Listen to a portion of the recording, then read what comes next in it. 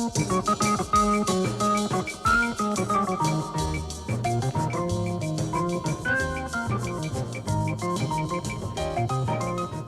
suis née à l'Annonciation dans les Laurentides. J'ai vécu 12 ans.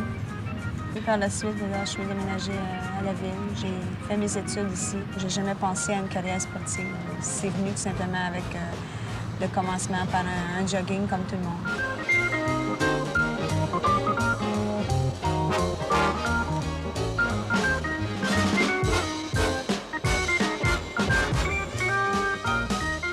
C'est quand même relativement nouveau dans votre vie, tout ce phénomène du sport. Vous avez commencé à 21 ans, je crois. Oui. Comment ça s'est fait, ce début, ce lancement dans le sport? C'est venu tout simplement parce que je voulais être plus en forme. Je voulais acquérir plus de résistance. Puis, disons qu'à travailler 8 heures par jour dans un hôpital, à un moment donné, je sentais qu'il manquait quelque chose. Puis j'ai commencé tout simplement par faire de grandes marches. Je me rendais à l'hôpital à pied. Je faisais 3 000 à 4 000. Puis à un moment donné, j'ai rencontré une personne qui était déjà initiée à ce sport, qui est la course à pied. Puis j'ai commencé tranquillement à faire 2 000 à 3 000. Puis progressivement, j'ai augmenté. Avez-vous réalisé tout de suite que vous aviez des dispositions? Ça n'a pas été tellement long, disons, parce que je me suis rendu compte que j'ai pu accélérer quand même assez vite. Je me suis rendue une dizaine de milles par jour, puis j'avais pas de blessures, puis j'aimais ça. C'est ce qui est bien important, c'est d'aimer ça quand tu cours, puis à ce moment-là, bien, le reste vient plus facilement. Puis, disons que ça m'a pris 3 ans avant de me dire, bon, bien, qu'est-ce que c'est un marathon? Ça existe. Puis c'est comme ça c'est arrivé. C'est après 3 ans, je me suis rendu compte que j'avais assez d'endurance. Puis j'ai entendu parler du marathon de l'Île-de-Léon en 1977. Puis j'étais allée essayer ça. Puis ça a bien été. Ça a été une bonne expérience. Vous aviez fait quel temps à ce moment-là? Oh. C'est un temps qui n'est pas extraordinaire. C'est 3h44. C'était, par exemple, un temps qui était assez chaud, très chaud même. Donc, tous les temps étaient quand même moins bons que d'ordinaire. Puis, tout simplement, j'étais très fière parce que j'avais couru 26 000, puis c'était ça mon but. Et vous étiez parmi les amateurs à ce moment-là? Enfin, parmi la masse? Disons, parmi la masse, oui. J'étais pas connue du tout. À quel moment vous avez changé de catégorie? Je pense que tu commences à te faire connaître quand tu commences à tomber dans le 3 heures et moins. Donc, l'année d'après, je suis allée faire Ottawa, mais disons que ça, j'avais fait 3h07. Donc, c'est en 78 à l'Île-d'Orléans, le 2e marathon à cette place-là. J'ai fait 2h59.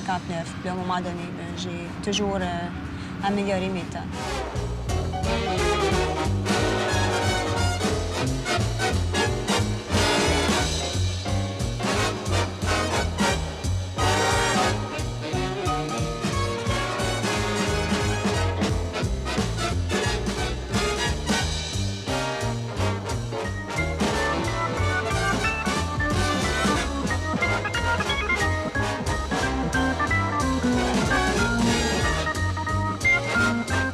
Ça se passe juste avant un marathon, la semaine précédant un marathon important? La semaine précédente, c'est pas tellement de l'entraînement, c'est plutôt du repos, puis une bonne diète, une diète qu'on dit riche en hydrates de carbone. Ça veut dire riche en pain, en céréales, en spaghettis. Et, pour vous donner de l'énergie? À peu près en sucre. En fin de compte, tout ce que peut-être beaucoup de personnes n'osent pas manger, nous autres, il faut le faire. C'est ça qui est notre énergie en vue d'un marathon. Puis du repos. Oui. Et la veille, même régime? La veille, c'est le souper. Disons, c'est ça, c'est toujours le même régime. Puis le dernier repas, c'est tout souper. Pour moi, il y en a peut-être des marathoniens qui vont manger très, très tôt, peut-être à 4-5 heures du matin si la course est à 9 heures. Mais moi, dans mon cas, je ne prends rien le matin du marathon. Disons que... Est-ce que vous dormez la veille? Oh, oui, oui et non. On dort excité. C'est pas un... Avez-vous le trac? Moi, j'ai toujours un peu plus de trac la deuxième nuit avant. Puis la dernière nuit, on dirait que je m'habitue un peu, puis je me suis conditionnée, puis je dors beaucoup plus calme dans cette nuit-là, malgré qu'il y a quand même encore une nuit un petit peu agitée, mais j'ai quand même, en tout cas, cette fois-ci, dormi mieux la dernière nuit que la nuit d'avant. Et le matin du départ? Le matin du départ... Avez-vous besoin d'être entouré des gens que vous aimez? On est déjà entouré par tous les coureurs, puis on est embarqué. De toute façon, c'est rendu là le matin du marathon, tout simplement que déjà, tu te rends compte que le stress, il est là, mais il commence à tomber tranquillement parce que tu sens que déjà en partant, le premier pas que tu fais quand le coup de canon part, le stress tombe complètement. Tout ce que tu penses, c'est... Gagner. C'est de courir puis de gagner des minutes. On prétend souvent, probablement à tort, que l'organisme féminin n'a pas suffisamment de résistance pour toutes les épreuves du genre que celles que vous faites. Qu'est-ce que vous en pensez? Non, je pense que de plus en plus, on se rend compte que les femmes marathoniennes obtiennent des bons temps. On commence à avoir des temps en bas de 2h30. Déjà, Greta Veil, ça a fait un temps de 2h27. Puis moi, Patty et une couple d'autres filles, déjà, on approche de 2h30. Donc, ça veut dire probablement en bas de 2h30, peut-être d'ici un an. Fait que je crois que c'est quand même assez près du 2h10, 2h12 ou 15 que font la plupart des meilleurs coureurs marathoniens. Ça veut dire que d'ici quelques années, éventuellement, les records pourraient être abaissés constamment? Je pense que oui. Je pense que, disons que d'ici 1984, le marathon pour les femmes aura des raisons d'être.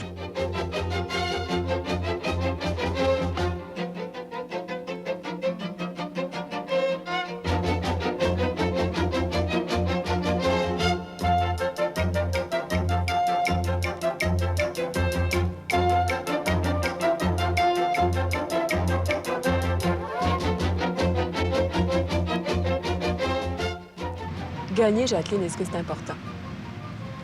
Gagner, c'est très, très plaisant.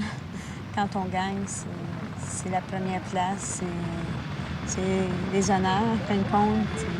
Mais accepter que l'important, c'est aussi gagner du temps sur tes anciennes performances. Donc, c'est aussi plaisant. Et arriver deuxième, qu'est-ce que ça fait? Est-ce que ça fait mal au cœur? Quand je suis arrivée à la ligne, je pense que tout le monde l'a vu. Ben, plusieurs l'ont vu. Je suis un peu sautée dans les bras de Patty Lyons, qui était la première. J'étais très fière de mon temps.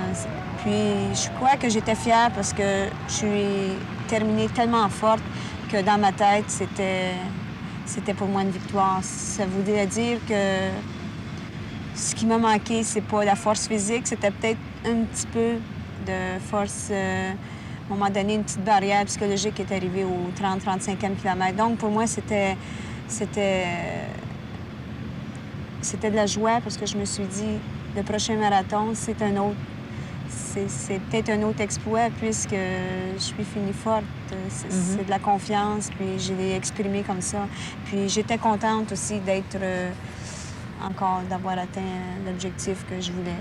Le marathon de Boston, en avril dernier, a soulevé bien des remous. Comment vous avez vécu tous ces bouleversements? Vous avez remporté des lauriers, une médaille, mais à quel prix? Bien, disons que le prix, ça a été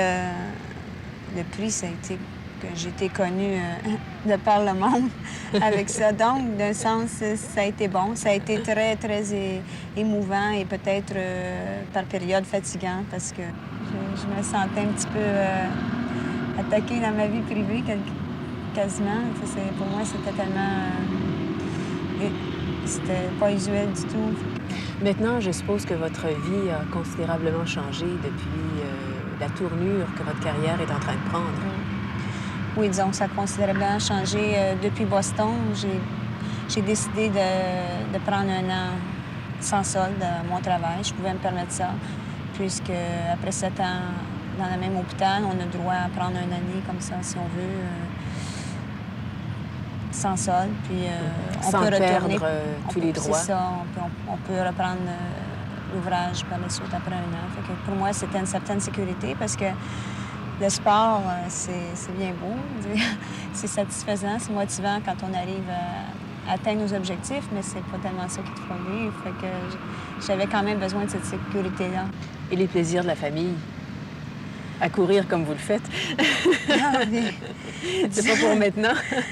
Je sais pas. À un moment donné, tu peux toujours quand même avoir une certaine relation familiale qui peut entrer avec ça, qui peut nous permettre de vivre cette situation-là aussi. Mais disons que ça, je cours pas après. Je veux dire, en ce moment, je cours, je fais de la course, je suis heureuse. Puis, disons, ça peut venir. En ce moment, c'est les autres qui vous courent après. Ah oui, peut-être, oui. Mais je pense que c'est pas incompatible quand même. Ça dépend des gens. Votre prochain marathon, là, c'est pour quand? C'est Tokyo, le 16 novembre. Puis par la suite, on reprendra probablement le marathon de Boston l'année prochaine, en avril. En tout cas, Jacqueline, on vous souhaite la meilleure des chances et puis on est bien fiers de vous. Non, je vous remercie beaucoup.